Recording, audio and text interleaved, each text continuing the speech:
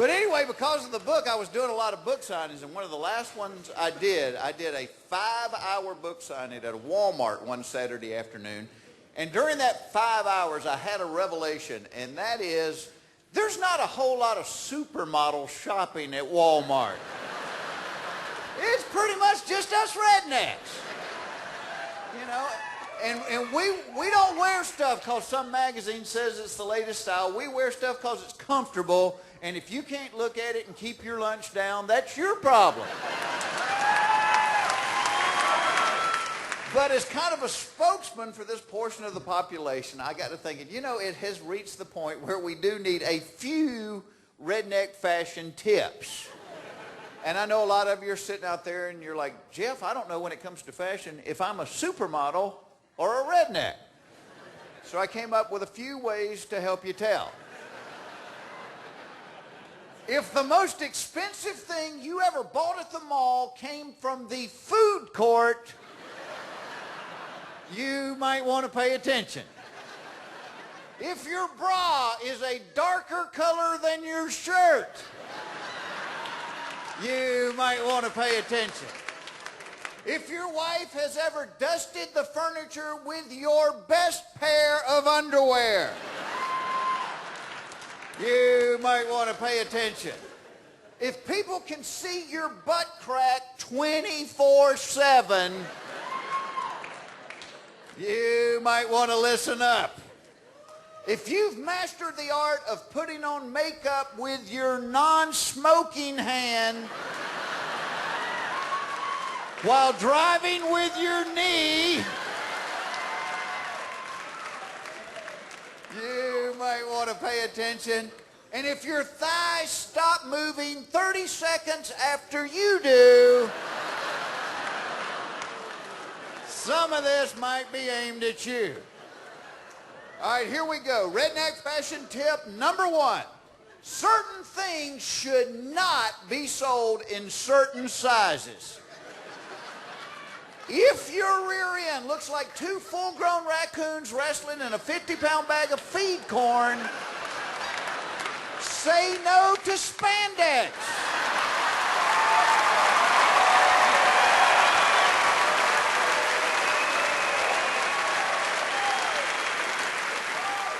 Tight ain't always right. And the only place dimples are cute are on your face.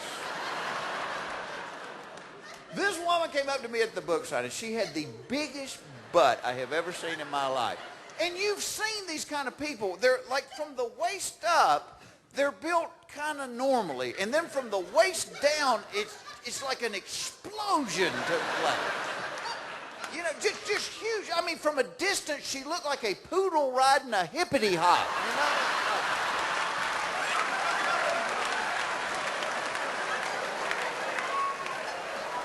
And there's no telling how big her butt really was, because she had it packed in these jeans. I mean, it was crammed in there. I could hear the zipper crying. You got the feeling some night some guy was going to get her home, get that top button unbuttoned, and that thing was going to come flying out of there like a Navy life raft, you know.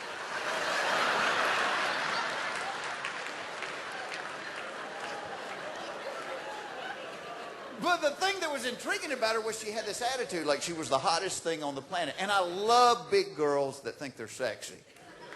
Because I think guys look at them kind of like we do those rodeo bulls, you know. We're like, I bet I could ride it.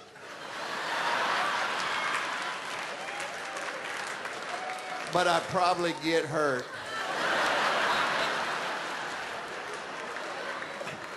So anyway, I signed her books for her, and when she went to walk away, she wasn't just walking, she was strutting. I mean, you know, like popping it. And I'm watching her because I'm scared she's going to knock over some little kids or something. And my brother leaned over and tapped me on the arm. He said, that looks like 2 blue Volkswagens trying to pass each other on a gravel road.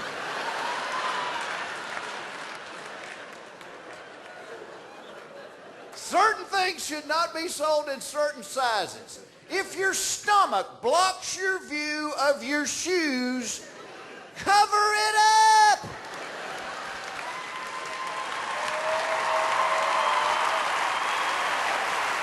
The only people that should be wearing belly shirts are the people that don't have bellies. And there's no shame in having a spare tire. Just keep it in the trunk so other people don't have to look at it. And you know, those little baby spare tires are kind of cute. Tractor tires aren't. Especially when they have hair on them. Certain things should not be sold in certain sizes, and this goes to a lot of dads and uncles out here. Your shorts are supposed to be longer than your underwear. Especially if you wear tighty-whities. Nobody wants to be at the family picnic and look over at Uncle Fred sitting in a lawn chair and see anything that looks like a baby bird.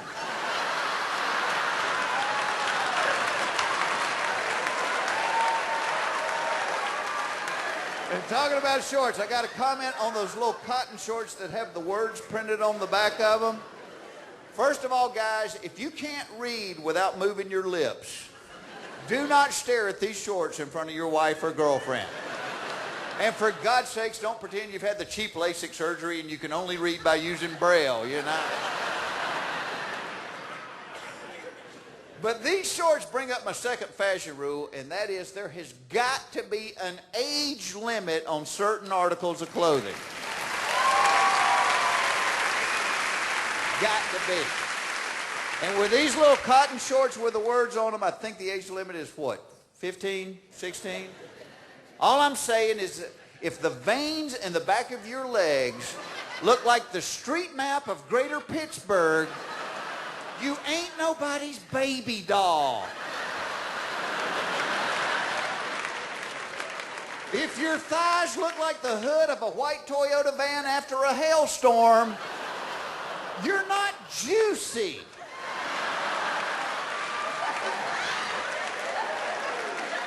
You might be a terrific grandmother, you're not juicy. And this age limit rule also applies to low-cut tops on women. And you know what I'm talking about. These women that insist on showing their cleavage 30 years after anybody wants to see it. And they're always well endowed. I mean real well endowed. You know, the kind of women, if they go to hug you and you're not chewing gum, your ears are going to pop. But that cleavage line is like 3 feet long, and it's got these little wrinkles coming off of it. Looks like you're looking down into the Grand Canyon out an airplane window. And what is it? There's some women, the older they get, just the less modest they are. And everybody's done this, where you're sitting there in the morning having a cup of coffee with Granny. And she's not wearing anything but a paper-thin nightgown and a smile. Then she'll bend down to pick up something out of the floor, and suddenly you're staring at something that looks like those long balloons 4 days after the birthday party.